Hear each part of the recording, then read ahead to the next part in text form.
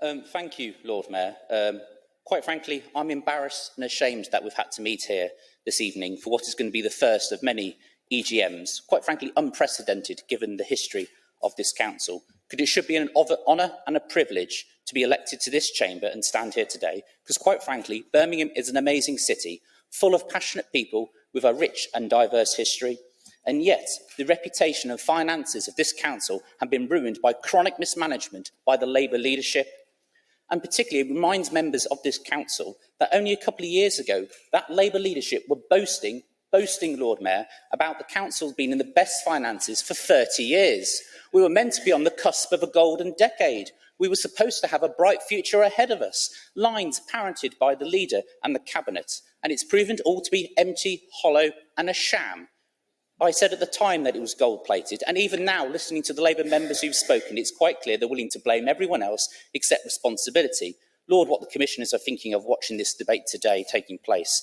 And it's even more worrying because Labour's own Campaign Improvement Board said budget cuts and the size of the city are used as reasons to explain the situation. However, this does not hold up to scrutiny. Other large local authorities with similar levels of deprivation and inequality have also suffered large, in some cases greater cuts, without the same issues in basic services, and Birmingham's size gives real opportunities for economies of scale in universal services. Not my words, Keir Starmer's Labour Party words.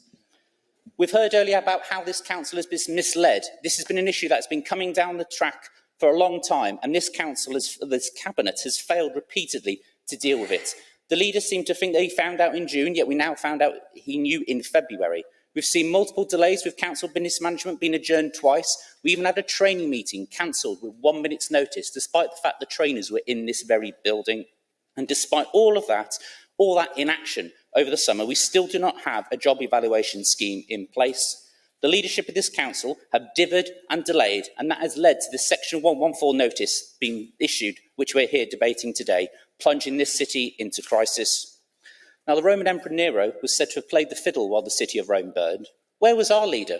He was sunning up in New York, admittedly celebrating his birthday, but he got on that plane knowing full well the financial challenges that this council faced and the situation that we were being placed into. And despite him coming back, hopefully refreshed from enjoying his time in New York, we've still seen no action whatsoever.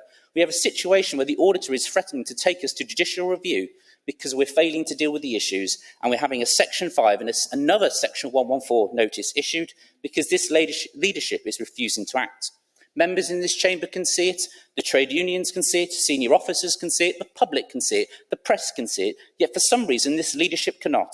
I do hope perhaps the Section 115 officer might want to authorise some essential spending to get the leader some new glasses, because he can't see that the writing is on the wall. We have a situation here where this Labour Council clearly does not care about its residents, despite what they say, because they're the ones who are going to have to pay for this mess.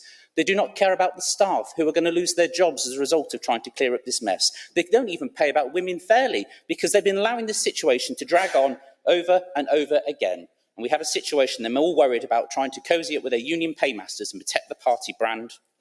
In previous council meetings, we've heard a lot about Liz Truss and Trussonomics, yet we have our own Liz Truss here this evening with the leader and his situation of Cottonomics, the act of doing nothing and more dithering and more delay. The fact is we have a lame duck leader, but at least the Prime Minister Liz Truss recognised when her time was up and went. So perhaps I say if the leader's not willing to act, he does one more decision, and that's resign and bring an end to this incompetent, inept and impotent leadership. Take your cabinet and go.